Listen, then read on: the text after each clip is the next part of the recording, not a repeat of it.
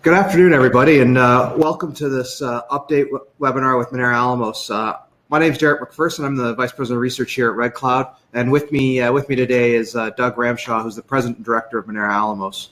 Format of the webinar for today: I'll provide a brief update on the gold market and why we think we're in a new bull market. Doug's going to provide an overview on Minera Alamos and sort of what we expect next from them, and then we'll open the call to live questions.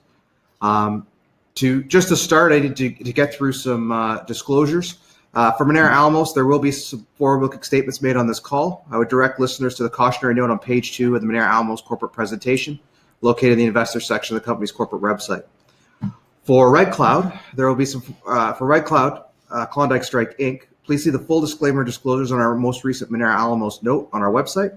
And I would highlight that this webinar is for information purposes only. It should not be considered a solicitation to purchase or sell securities or a recommendation to buy or sell securities. And we note that this call does not take into account the particular situation or needs of individual investors. Participants should rely on their own investigations and seek their own professional advice before investment. Specific to Red Cloud as related to Minera Alamos, in the last 12 months, Red Cloud has been retained under a service or advisory agreement by Minera Alamos. And remember, the Red Cloud team has a long position in Minera Alamos shares. So now that that's out of the way, we'll talk a little about why we think we're in a new bull market for gold. So obviously, the reason those of you that are on the call here today or on the webinar today, obviously you believe in the gold market somewhat as you're here to listen to Doug talk about Minera Alamos, and so I'm going to assume that you're bullish on the space. But I'm going to tell you there's a couple of reasons why we're really bullish on the space right now.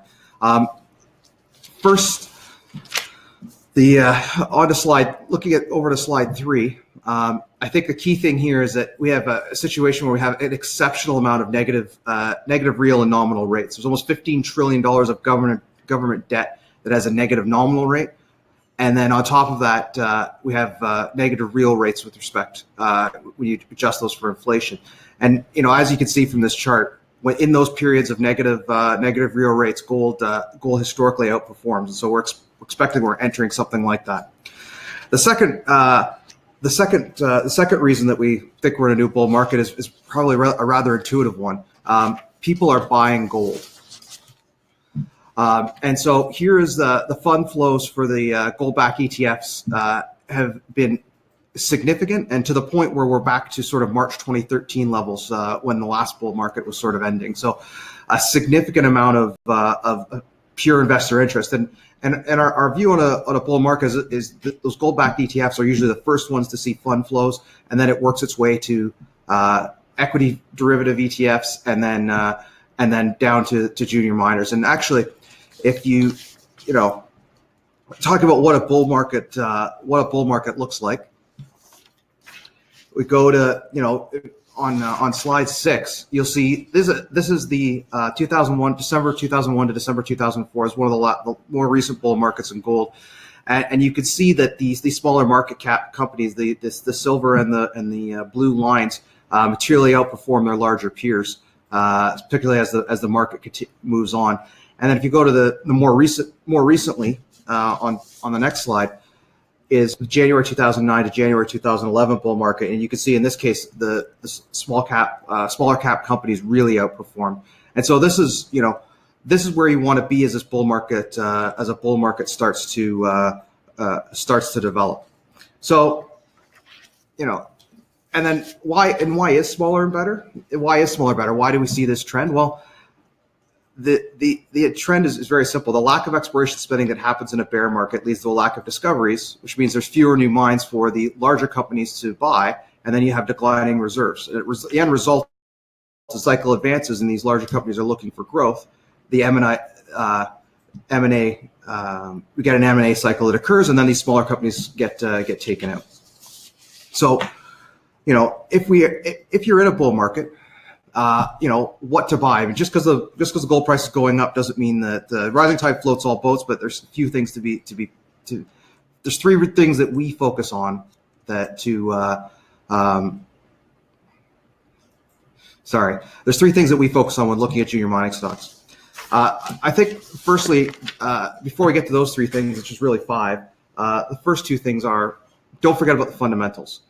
Management matters. Good management can deliver on lower quality projects, and bad management can destroy good ones. And the second is balance sheet. Always have a look at each company's balance sheet. Do they have the capital structure to deliver what they say they're going to do? And I think those are always two key things, and they're certainly not exclusive to mining. Then, onto the three things when you look at specifically at junior mining stocks. One, first is scarcity. Economic projects in good jurisdictions are very rare, and large projects are very rare as well. And so those are, that's the first thing that we look for. Is this something that's scarce? Is it something that someone else want? Two, it is news flow. Good news is good for stocks in the bull market. So is the company going to deliver good news? Do they have the ability to do it? Do they have the cash, the capital to do it, or the ability to move things ahead? And three, is the potential. Is it big enough to matter? And the simple test for us is always, is this in something like this in production in the world somewhere else? It's a really simple way to look at it. Say, okay, this project looks interesting, but is there something like this out there that looks good? So those are our keys on picking junior mining stocks. And one of the names that we like, and obviously why we're hosting this webinar with Doug is Minera Alamos. So I'm going to turn it over to Doug, and so he can tell us about Minera Alamos and why I think it fits those three criteria, and why we like the stock. Thanks, Derek. Let me just get this presentation up and running. And turn myself off there. I appreciate the introduction, and certainly I think we all appreciate the gold market we're in seemingly right now. Minera is a Mexican-focused gold mine developer, and we're going to approach our production path as a multi-asset development approach. And we think that provides some organic production growth that is largely lost amongst the big mining companies. They've got so large that you don't see the early production growth profile that they had 10, 20 years ago. So even in a flat gold market, that organic production growth can improve. And not a couple of months ago, I was giving this presentation in $1,300 gold, saying we don't need higher gold prices. We'll take that as gravy, and it looks like we're in the gravy zone right now. But our team, and to speak to Derek's point on management, we build mines not because there's no other option for our assets. We build mines because that's what our skill set is. We like doing it. The team that our CEO, Darren Cunningham, has put together has had 3 successful mine builds over the last 12 years. And our focus is largely in Mexico, where our team has ably proven itself. And we have strong operational expertise in heap leach mining. So it might not be the highest grade in the world, but really it shouldn't be about high grade versus low grade. It should all be about margin. And, so we're looking at assets that can work at $1,250 gold, that can stress test at 1,000, and can give our shareholders full leverage to higher prices. The other core competency of our group is we really do focus on low capital intensity projects, and I will go into that in a little bit more detail shortly, but we do not have the major capital requirements, which can be an impediment to a company of our size to actually get up and running. So right now we have 200% owned open pit development stage assets, both basically permitted. And so this year was a big transitional year as we move from developer to a builder of mines. And next year, we'll see the first gold production. We're backed by Osisko Gold Royalties. They're our largest shareholder. They own just around 13%. And not only do they provide access to us for capital that we may need, they complement a very strong technical team that we have, and we couldn't be happier to have them as a partner. We are very comfortable operating in Mexico. We've operated there for 12 years. So despite some of the headlines that the new government have created in our press from time to time, some of our recent news in regards to permitting, I think, shows that Mexico is a mining country. Efforts in any country in the world should be a collaboration, both at community level and at government level, for everyone's mutual benefit. And we're certainly seeing limited change in our operational setup down in Mexico with the new government, most ably shown by the permit news we had just a week ago. We trade on the venture, roughly 15-16 cents. So a 60 million market cap as it stands right now. We have 376 million shares out. Virtually no warrant overhang. We had a warrant overhang on the stock for best part of the first 6 months of this year, and they've all either been exercised or expired. So we're very happy that there's no artificial ceiling on the stock moving forward. And I'm less concerned about our shares outstanding, which are providing a very nice liquid stock right now. I would be if I was exploring moose pasture in Manitoba. And I'm not sure why I always pick on Manitoba, but there it is. For us as a eminent producer, we like to think we're a market cap story, and certainly that has not been lost on both analysts at Hayward and Cormark Securities this year, who initiated coverage on the stock. Roughly 50% of our shareholders are Cisco, other institutions, management, and a couple of generalists, Donald Smith Value Fund and the Aegis Value Fund. And I think one of the reasons we've attracted generalist investors is we're speaking their metrics. We're focusing on growing this slowly, steadily, focusing on the bottom line, and that's music to the ears of our general backers. The team, led by Darren Kernigan, and a number of members on this slide are people that Darren has worked with at those 3 mine builds over the last 12 years in Mexico. We have a strong technical team, and as I said, ably supported by Cisco. And in the interest of pushing forward to the Q&A, there's a few of these slides that maybe I won't linger on too much, because I know time is a precious commodity for everyone that has taken the trouble to call in today. I'm all about talking about the present and the future, and in some regards, I hope that this slide will be defunct when we get our next mine up and running, because we don't need to talk about the past. But I think it is important to just explain the success that we've had in terms of building out a mine and how we do it and why we do it for such low capex. So Darren and a number of members of the team had a company called Castle Gold. It built a mine in 2008, El Castillo in Mexico, and they built a 25,000 ounce a year operation for just a fraction under 7 million US capex. It had a starting resource of 300,000 ounces, but a tremendous amount of exploration upside. And so rather than diluting shareholders to death and doing the constant dance with the equity markets, it was build the mine, get it up and running, and then out of cash flow, expand the resource base. And as you expand the resource base, as they did, to 50,000 ounces a year, and we're heading to 75,000 ounces a year, when Argonaut bought them for $130 million, just 2 years later, that resource had quadrupled in size. And we feel that's a far better approach, this bootstrapping approach to building an operation whilst taking into account our shareholders. And so, this will be the same approach we take with regard to Santana, which we'll be speaking to at length today. El Castillo still remains to this day a foundational production asset for Argonaut Gold, who bought them. And that's a chart from Cormark Securities that just shows, what an outlier we are in terms of capital intensity. So as I mentioned, we actually have 3 assets. 2 are 100% owned, Santana and Fortuna. The third, because we wanted to show focus on the 100% owned Guadalupe de los Reyes, was a earn-in deal with Vista Gold.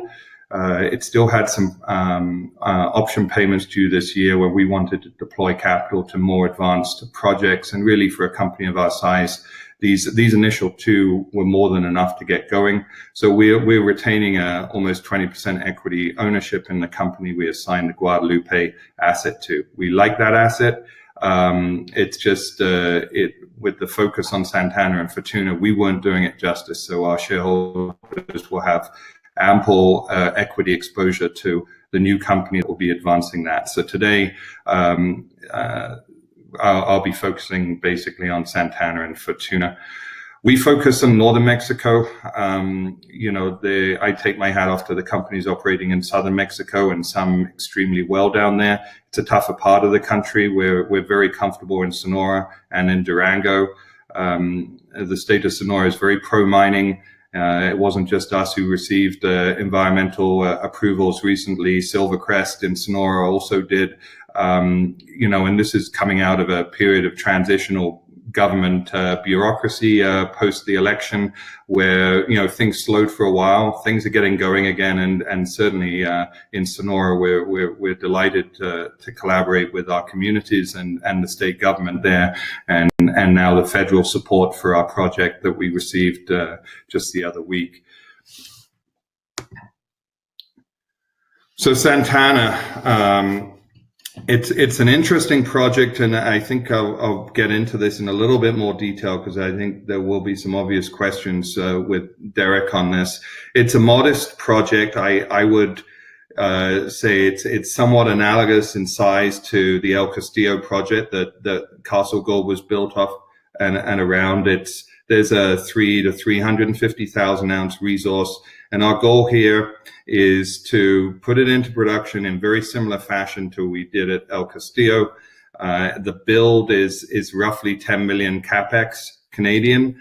And now with the permits in hand, we're really just waiting out the rainy season to aim for construction starting towards the end of this year. It's a 6-month build. It's a heap leach operation where our initial production is going to be focused on 2 open pits, but there's tremendous exploration upside on this property, and we've already identified new discoveries last year that we're following up with an announcement we made today.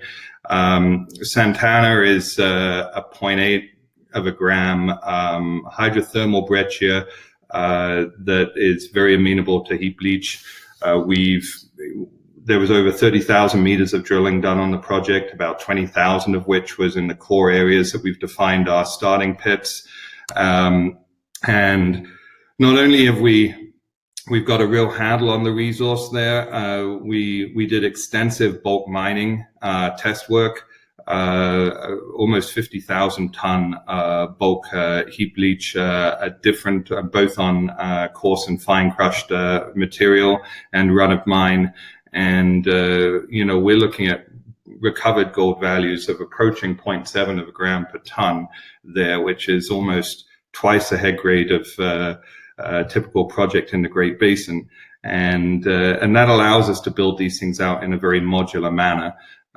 So we're excited to get this one up and running, and to join the ranks of gold producers at a time where the gold market is getting exciting. So, I've always said the best way to play the gold market is to be producing it, and that is our intention. And the goal will be for this. It's a roughly 6-7 month build.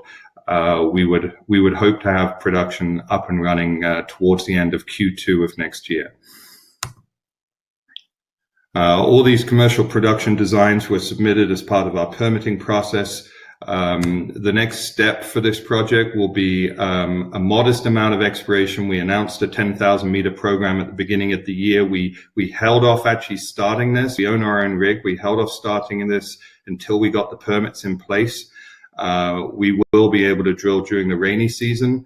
That drilling probably around the extensions of the known pits, because our drilling last year, where we were drilling step outs from the existing pits that we defined, was hitting ore grade heap leachable material. So we want to just get a real handle on that before breaking ground on the pits. There were also some very interesting new discoveries we made last year, similar pipes like the Zata pipe in the southeast, other targets around, and a new, more porphyritic looking discovery that we just tagged with one hole just on the edge of it last year, returned 95 meters of 0.85 gold, third of a percent copper, and third of an ounce silver. And that just tagged the edge of it, and all this is pretty much comes to surface. So we're excited about what that could mean to the district as a whole. We got a large property package and lots of upside to building off the starter resource at Nietzsche.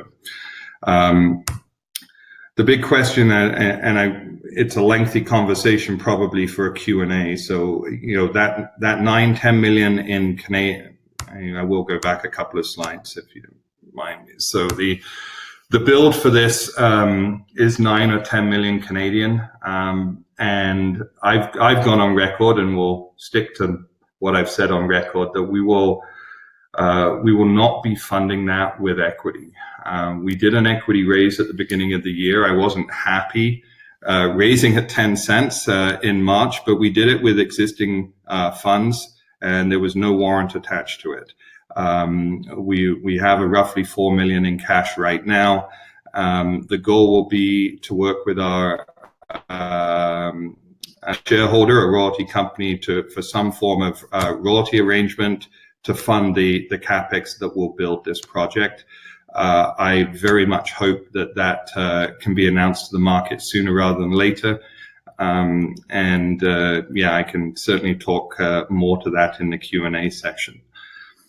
Our second project, this was actually an asset that Darren owned in Castle Gold. When Argonaut bought Castle Gold, they went and proceeded to buy Pediment Gold in Sonora. And Fortuna kind of sat on the sidelines within Argonaut. So Darren bought it back for just a couple of $1 million a few years back, and a capped royalty on it. So we've been developing that project. We know it intimately. In fact, the last real work that was done on it was done when Darren and his team had it.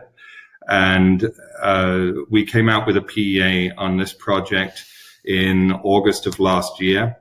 And that was purely based around a high-grade starter pit. Again, just like Santana, we have large property packages that surround our core deposits, and there's plenty of upside to build out significantly more resources. But we modeled a PEA just on a 5-year starter pit that's going to be 3.5 to 4 gram per ton gold, roughly 6-to-1 strip ratio. Unlike Santana, this is not a heap leach, but we own a 2,000 ton a day mill that's been acquired. It's ready to ship down to Mexico. And given that the PEA suggested 1,100 ton a day operation, again, it allows us to see that within each of our projects, we have organic expansion potential to raise our production profile that much more significantly over time. The details of the PEA, spoke for themselves when we came out with it. We model everything at $1,250 gold. I'm not sure if that will change in this environment. We want a business that can work in the best of times and the worst of times. Just like Santana, we have very low capex for a 50,000 ounce a year operation. The capex in the PEA came in at around 27 million US. And the reason we're going to build these out in a modular manner is we don't mind taking some debt on to build this if we're cash flowing at the first operation. So the goal is to bring Santana on in 2020. There's about a 12-month construction timeline for Fortuna. We're working with some debt groups right now. We certainly, as a dual asset company with cash flow off of first operations, don't mind taking debt on for the second. And so it does allow us to kind of look at a production profile in the 80 to 100,000 ounce a year range from these first two operations, just at their initial production rates, and see very limited need to raise additional equity to get these two into production. And again, we just view that as obviously very shareholder friendly. The exploration potential, has not been drilled, and really no systematic exploration since 2008-9. As I said, incidentally, that was when our team was working this project. So it's kind of sat there dormant, but no team knows this project better than us. And there are extensions to the known, the main deposit we're talking about in that PEA is that star in the middle of the map there. There are extensions to that weren't included in the PEA. There is potential throughout the property. And whether this drilling forms part of our exploration programs this year or more likely next year, we really don't want to do any exploration that isn't funded from cash flow. There was a need to do some this year, a modest amount, but I expect as we move forward that our exploration is going to become quite extensive, and we like the fact that it gives our shareholders the full gamut of both production and development and exploration news. So as we come out of this bottom of the Lassonde curve, where news flow tends to be very important, but probably pretty boring in comparison to some companies, permitting, construction kind of news. I look forward to augmenting that with a lot of exploration news moving forward. We will own almost 20% of a company, Power Metals, that is about to be renamed, that will take on the Guadalupe asset. And we really like this asset, but we think our shareholders will have a lot of exposure to it through our 20% shareholding in Prime Mining. So what does this all mean? Because I know, at some point, a business plan has to make sense for why you want to invest in it. So, we're looking at an aggressive growth profile over the next 3 years that will take us to a 150,000 ounce a year producer. We think we can do that in a very slow, steady build out of Santana, followed by Fortuna. Santana is already demonstrating to us expansion potential. And once we've started moving Santana forward, I think we will be looking to rejuvenate the project pipeline with additional assets that don't necessarily have to be large to start with, so long as they lend themselves to brownfields exploration upside. We've shown a positive disposition to actually going after assets which kind of lie stagnating because they don't have the scale for a lot of people. But if you have the right operating team, you can turn those into real operations with real growth potential. And we did it at Castle Gold, and next year we'll do it at Santana, and it will be nice to start talking about the present and the future a little bit more than the past. But the past, I think, really does demonstrate the core competency of the group in actually building things successfully.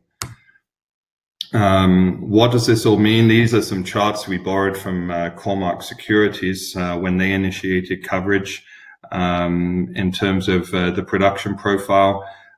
They see us growing, in largely to where we are. They haven't modeled any real upside in the exploration at these projects or a third asset come in. So, they're perhaps a little modest in terms of some of their projections, but they're doing that with the information they have on in hand.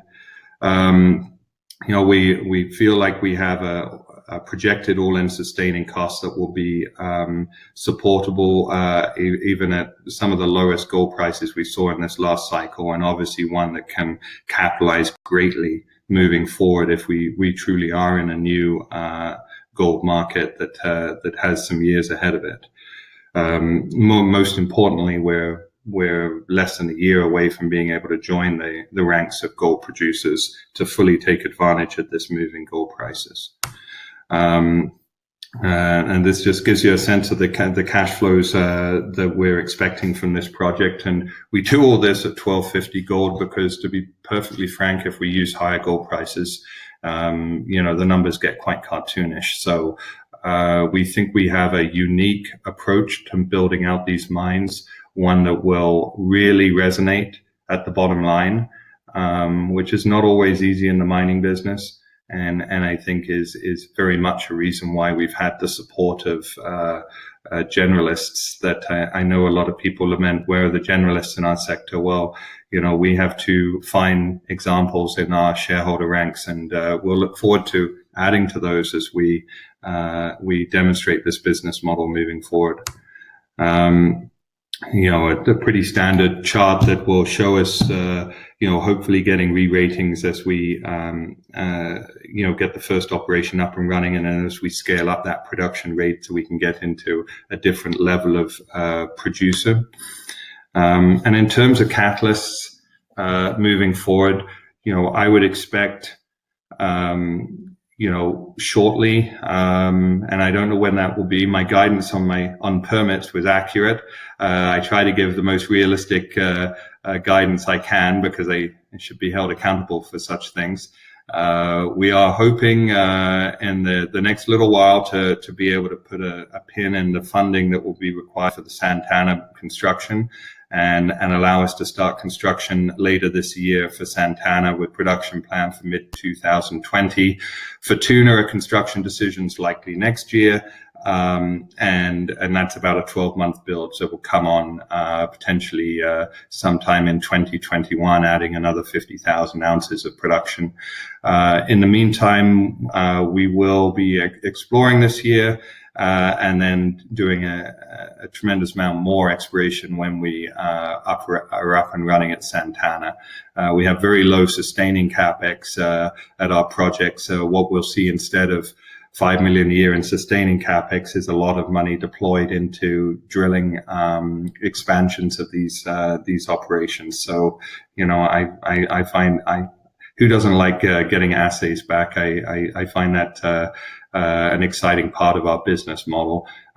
We will and have continued to look for additional assets that make sense for our operational team, that will again lend themselves to low capital intensity and build out that, because we don't want to get to 150,000 ounces and call it a day. That's when things get fun.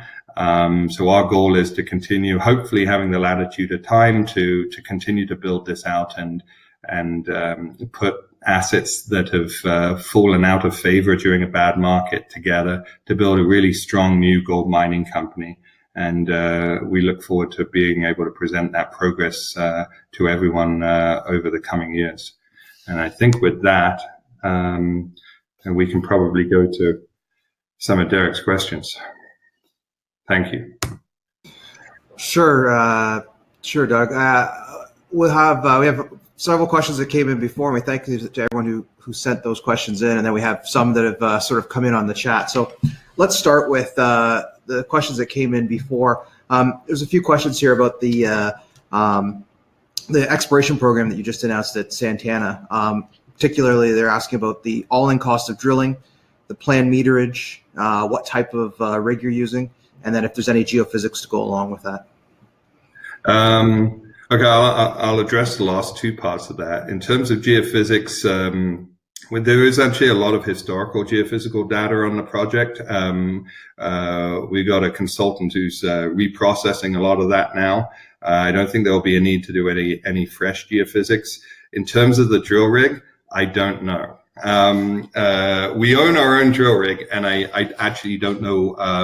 Apart from the fact that we drill core, whether it's a bought long ear or something else, I don't know. Drilling costs, we're probably talking you have your own drill rig. I think people think everything's suddenly dramatically cheaper. What the drill rig allows you to do is have complete flexibility with how you drill, and whether if you want to stop drilling for a few weeks, you can, and you're not paying for your drill operator to be on site during that time.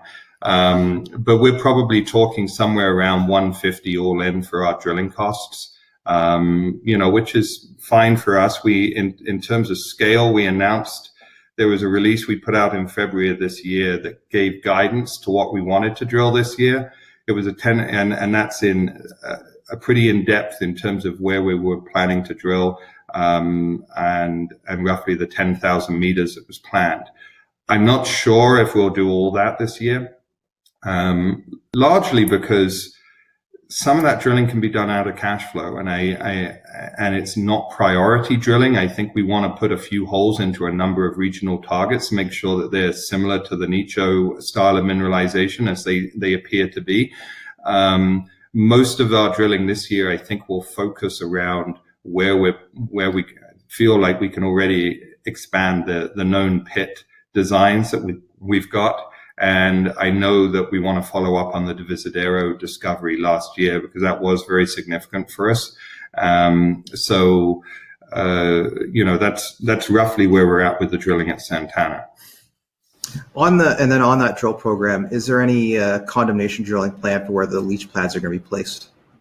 There is some, yeah, and certainly where we're putting a little bit of other infrastructure in. Our understanding of this project has grown tremendously over the last 6-7 months.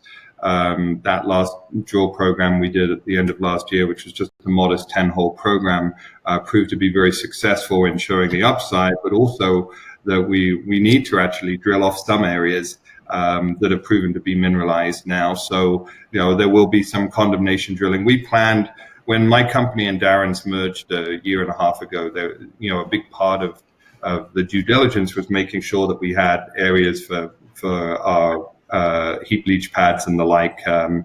We feel pretty comfortable where the main project designs are right now, that we're free of any known mineralization there. Our biggest problem is we've yet to close out. It's a nice problem to have. We've yet to close out the actual pit designs that we've got right now. The drilling last year was some very significant step outs and drill results. So that will be a focus. And I guess going a little bit into the Santana development, I guess specifically, and this is probably a question you get a lot, is when do you expect to finalize the stream funding for Santana?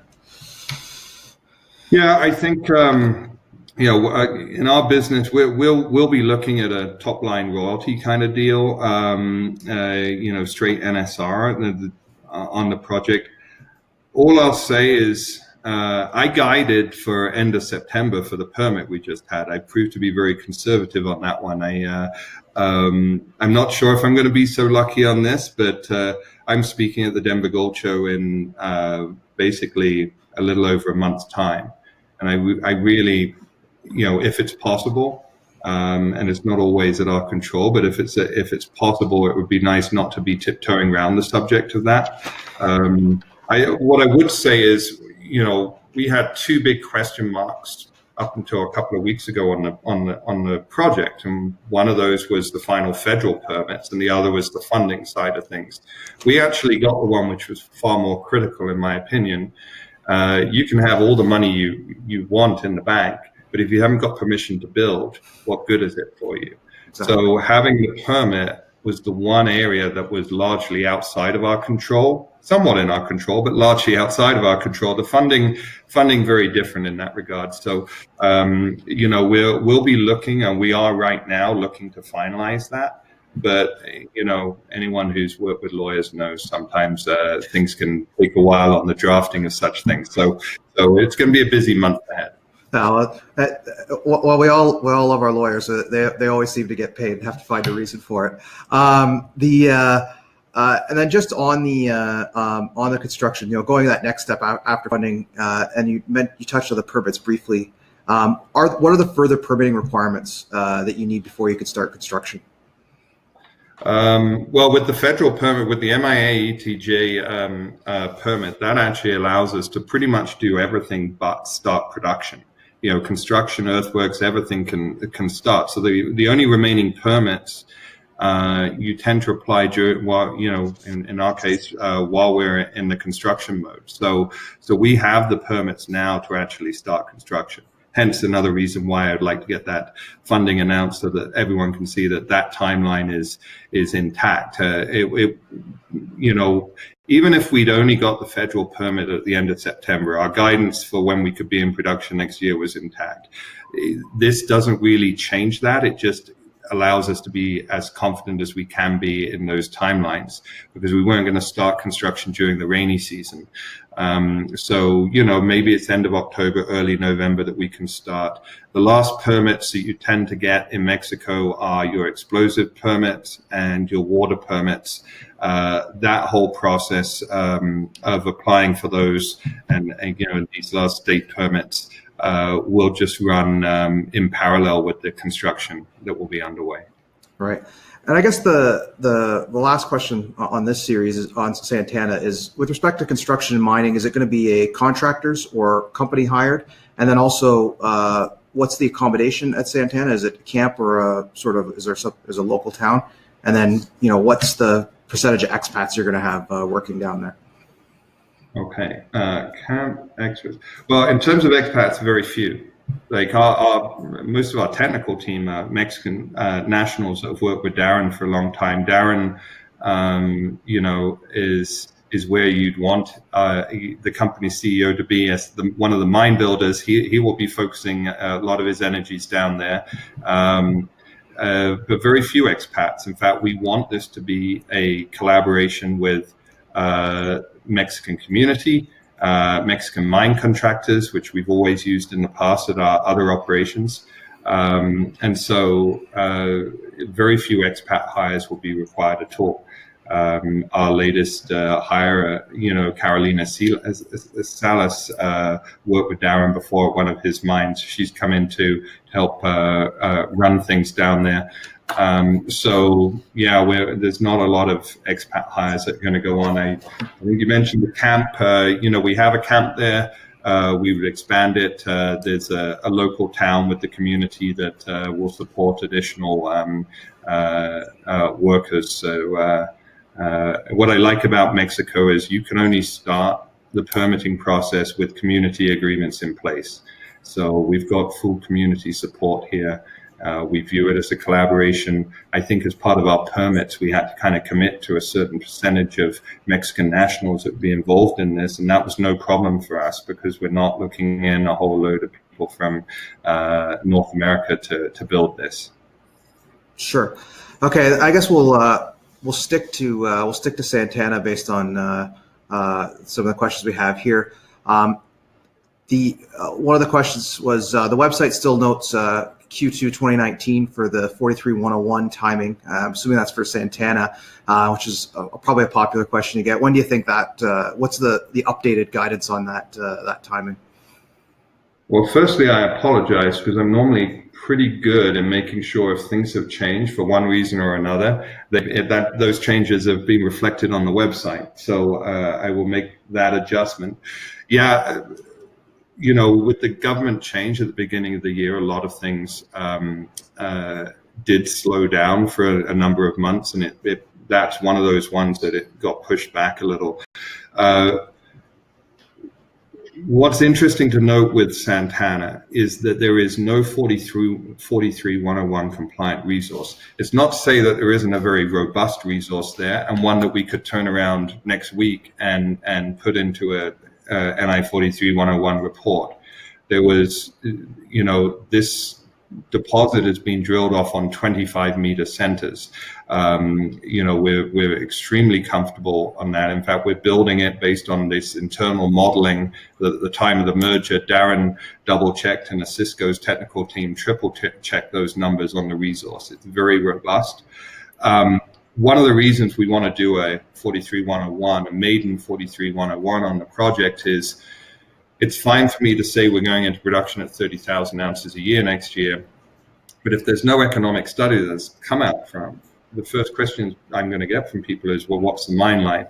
So if we can come out with a 43101 resource, it will allow people to back calculate that. And I think as we come up with production guidance on an annual basis with our whole business model that's predicated on expanding the resources so we can expand the production profile, we'd probably come out with an annual updated 43101. So with that in mind, the drilling that we're going to do at the back half of this year focused, around the known resources that we'd be looking to develop next year. My guess is we want to incorporate all that drilling into a program, so into a maiden resource statement. So in advance of production starting, I would hope that Q1 of next year we would have that maiden resource. And that will just be the tip of the iceberg for Santana. We really do see a district-wide scale now where it lends itself to any kind of target resource size that we look at. Any asset that we're picking up, needs to show 1.5 million ounce potential, because there's no point going through all the permitting to build a mine off a 300,000 or 400,000 ounce resource, spin out a bunch of cash there, but then have to deploy that on a completely new deposit and go through that whole permitting again. So the ability to scale up these projects is an inherent part of our business model. Yeah. And then a couple questions on the heap leach at Santana. The first question is, are there any cyanosides like copper at Santana, and what's the leach cycle look like? Yeah, so no, and deeper down in the sulfides, and the oxidized profile takes you, maybe to about 60 meters depth, and then we're into some transitional material on sulfides. What's key here is the gold is in free form. So, we're getting good 70% plus recoveries even on the sulfide component of the resource. What's interesting is probably at depth, we see these breccia pipes going into material that's more like the Visadero, but that's going to be at real depth. The Visadero is going to be a very interesting new discovery to follow up on, because it is markedly more porphyritic looking in nature, and probably represents something more akin to the plumbing system here. What's interesting for us is whether there is a larger scale giant pit that you could base around that as well, and maybe these first mines that we're doing are almost a pre-stripping heap leach operation before we look at something which does have that copper kicker to it as well. The Visadero, was about almost 1/3% copper, but no, not at Nicho, and not in the bulk of the breccia pipes that we're looking at as the main gold production there at the property. There was another part of that question, I think. No, I think. Oh no, the leach curve, the leach cycle. Oh yeah, we, as part of that 50,000 ton bulk sample, we did run of mine. We did a coarse crush. We also did a fine crush and agglomerated product, and we obviously saw, what we didn't really see was a marked change in overall recoveries between the coarse and the fine crush. What we did see was obviously enhanced leach kinetics, but we're probably on the coarse crush material looking somewhere at around a 45 to 60 day leach cycle. So the kinetics of the fine crush were great, but we don't really feel the need for that. And if there is a need to go to the coarse crush over run of mine, the Mexican mining contractors we typically use down there offer the contracting services as well. One thing, it's not part of that question, but I think is, I omitted to describe why we could build these things so cheaply. And the reason is we're not building refineries at site. And that has two benefits. Obviously, we're saving a lot of CapEx going that route. We ship loaded carbon to Metals Research in Idaho for stripping there. It's exactly what they did at El Castillo. It's exactly what Argonaut Gold continued to do there until they bought La Colorada and shipped it there instead, because there was a refinery there. So by doing that, our transportation costs of shipping our loaded carbon probably work out in the $5 to $7 an ounce range. And if we were producing gold at site, we definitely have to be paying, adding security costs on there. So I think we're getting not only a savings on the op cost, we're obviously saving tremendously on the upfront capital. And what I like about our team is we are looking for elegant ways to cut costs, not corners. We're not doing anything that can't be done and hasn't been done by other people. And we view it as elegant cost savings that allow us to build these things so cheaply. Great. And now, I guess a couple of maybe political questions. One earlier one we had is about security at site at Santana, and then this probably flows into that. Which unions, if any, will you be using at Santana? I'm sorry, which unions? I think in terms of I'll start with security first. Mexico certainly has its problem areas, and even Sonora has had, which I think is an excellent part of Mexico to be operating in, has had certain issues in the past. But our team has never had major security issues at any of their operations. So much starts with good community relations. And it really is a core strength of our team. And I think it's because we're, myself excluded, largely Mexican nationals here that understand operating down there. So whilst, yes, there would be security, there would be a heck of a lot more security if we were producing gold at site, for sure. I think the question with regard to unions is, the goal from, these are modest operations. These are actually one of the reasons the governor of Sonora is really excited about our mine is we're largely going to be employing people from local agrarian communities. They're going to get good paying jobs. They're not the kinds of operations that are necessarily going to be big unionized workforces. I think there is a strong sense, and probably an accurate one, that with the union strength in Mexico is gaining strength. We've seen 18-20% increases in union settlements at the big operations, Grupo and the like. I think an operation like ours is far less on the radar in that regard. The key thing is working in a way where we are there to collaborate, to mine gold for everyone's benefit. And I think we're going to be very proud of building those relationships still further in these communities. Yeah. And I guess that community question, I think, leads into some of the comments made by the Mexican president earlier this week regarding mining, particularly with respect to whether they can add concessions and a few other comments. Do you think that's going to have any effect on Minera Alamos as things stand right now?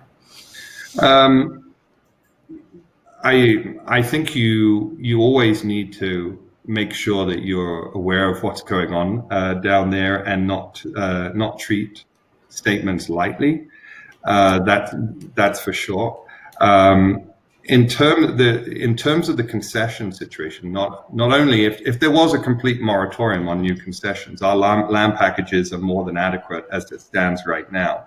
I believe that any country in the world shouldn't allow companies to just squat on concessions. Especially if invited in, as a foreign national, corporation, to a country's natural resources. A bigger issue is the former government actually had a huge backlog of concessions. There's about 80,000 concession applications in backlog right now. So it's actually quite easy to say you're not issuing new ones when you've got, and you'd be very accurate in that statement, when you're dealing with a huge backlog like that. I think for us and what we are planning to do, we are going to be a good corporate citizen down there. We will be producing, creating jobs, and doing things the right way.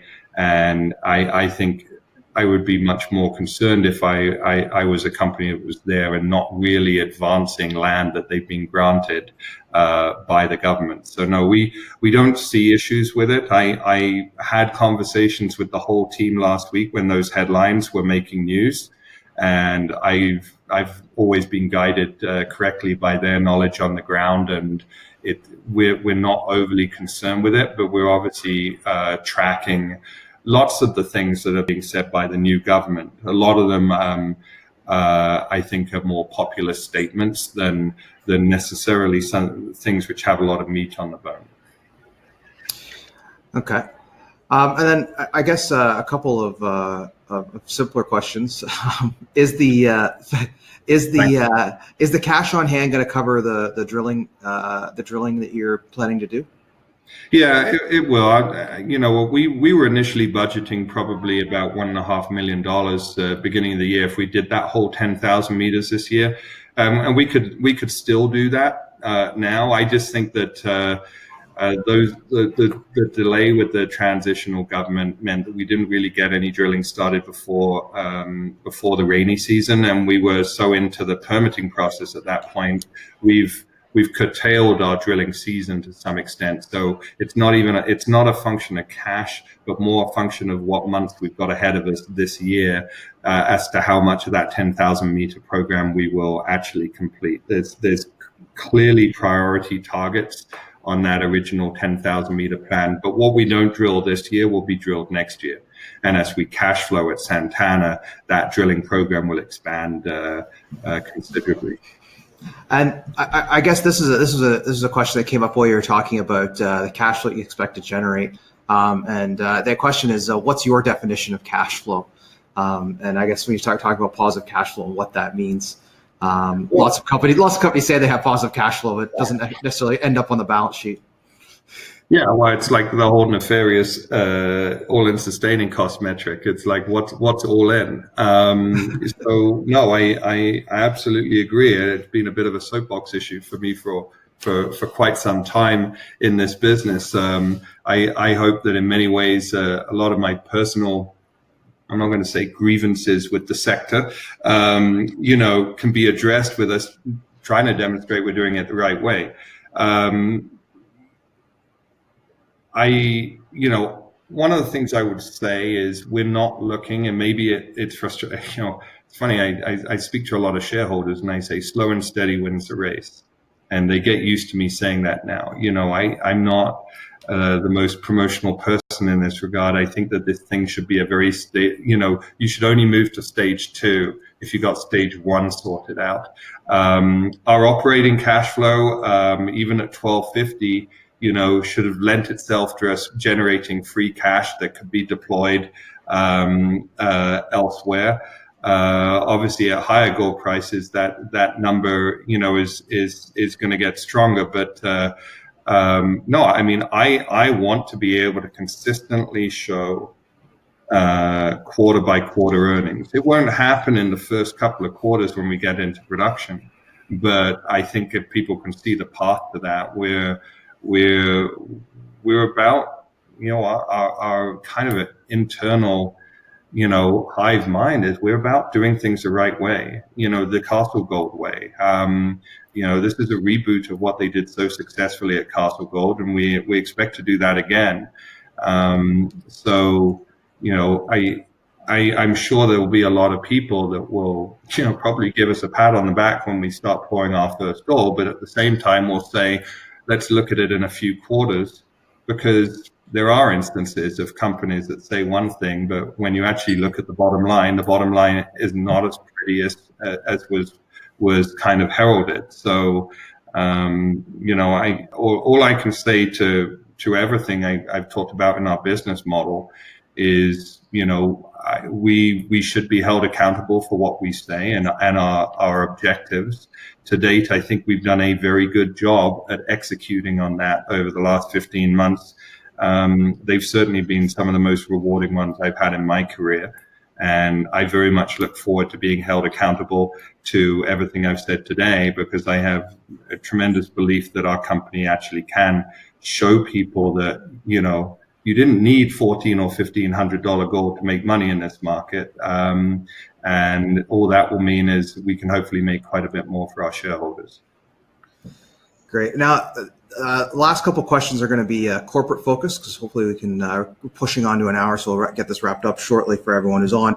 I guess the question was, there was a question about a cheap mill that you had in Quebec at one point. Is that still an asset that is in Minera, or is that the mill that you guys are shipping down to Fortuna? Yeah, that's the mill that we have. We bought. It's just another example of the creative ways of finding, elegant ways to cut costs. There was a company that owned this mill. But they also owed the CRA a bunch of money. And Darren became aware of this and asked them how much they owed the CRA, and was told, I think the number was $800,000. So he said, okay, we'll give you the $800,000, but we'd like the mill. To which they, accepted that, and we sold some bits that we didn't need off it for another $250,000. So I mean, we basically got a 2,000 ton a day mill sitting in 26 shipping containers. It's all been removed.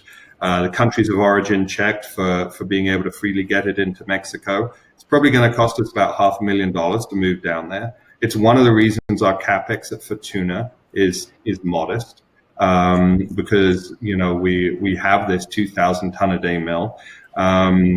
So yes, that is in the company. It's a tremendous asset, and it's tremendous example of, as to say, these ways we look to cut costs. Yeah, it's very creative, and it's taking advantage of opportunities that get presented. And then just sort of a little bit more on the high level philosophy of for Minera. Do you guys consider yourselves you're building something to be taken over, or are you a producer and we're going to be buying, focused on buying future mines, additional mines after this?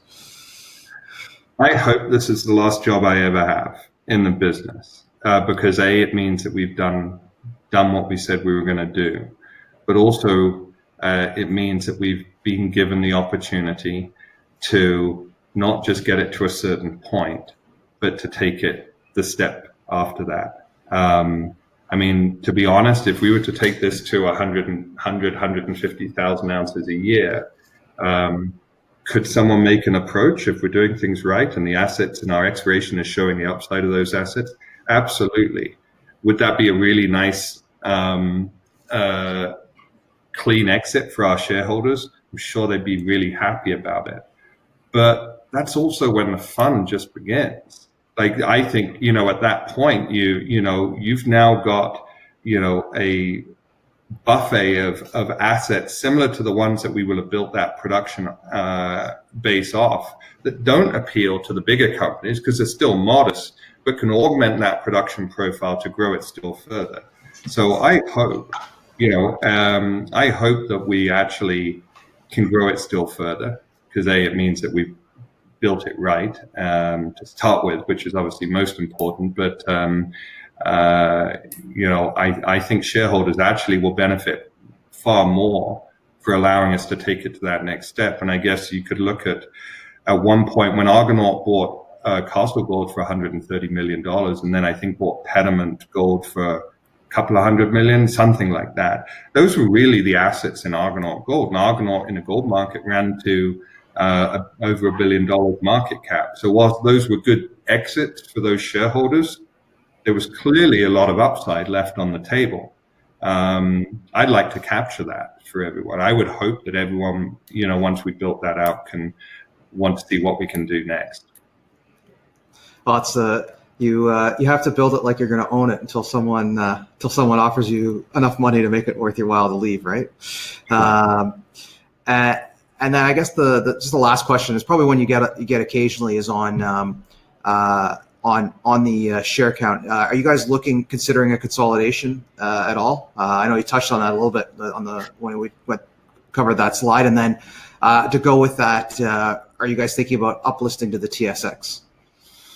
Yeah, I mean, the share count I don't think is as much a deterrent as anyone who wants to look back at the company early in the year. Our problem in our capital structure was the tremendous amount of legacy warrants from before Darren and my time that all happened to expire in a 4-month period from April to June. And they created a textbook cap on the stock, and then that cap was released. So recently we've been trading a lot of liquidity. Earlier in the year, we weren't. I'm happy that our story is resonating with people. But if we went back to the liquidity levels of before, I think, there were people that would say to me, oh, you should roll it back.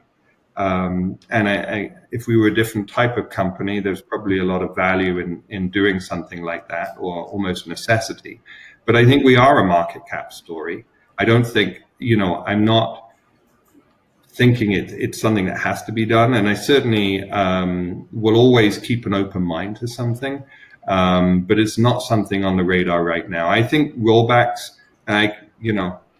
I've got friends who run companies that have done rollbacks. I won't mention these particular companies, but unless they're really at the right time with the right deal associated with it. But even then, if there was a consolidation, I think it would be a very modest one. It would be just to tighten things up a little. It's not on the cards right now. I like how we're trading right now. We're not doing any real equity raises, so we need liquidity to allow people to take a position in the stock, and I don't think we want to hurt that right now. So right now our focus is much more on building this out and reinforcing to the market that we are a market cap story, and so the liquidity that a bit of a retail float creates in the stock is not necessarily the worst thing right now. All right. And the second part of that question was an uplist to the TSX. I guess that's just probably a matter of time and that market cap growing. Yeah, I had this conversation with a fund manager this morning who's a shareholder, and I don't think that happens until we're in production and after a period of production from the first operation. So I think if we develop this business, then we would belong on the TSX, but I don't foresee that until probably at least 3/4 of Santana. So we're looking at 2021 for that, I would think. But yeah, it should be the goal of a gold producer to be on the TSX. Absolutely. All right. Okay. And that actually covers off the majority of the questions. So thank you everyone who submitted their questions. And this has gone on a little bit longer than normal, but that's good. It's good to answer all these questions. So I'd like to thank everybody for being on the line and paying participating in the webinar today and sending in your questions. I'd like to thank you for your time, Doug. I know you're busy as well, and so to join us and talk to us about Minera Alamos. So that is all today. Thank you very much, everybody. Thank you. Thanks, Derek. Thanks.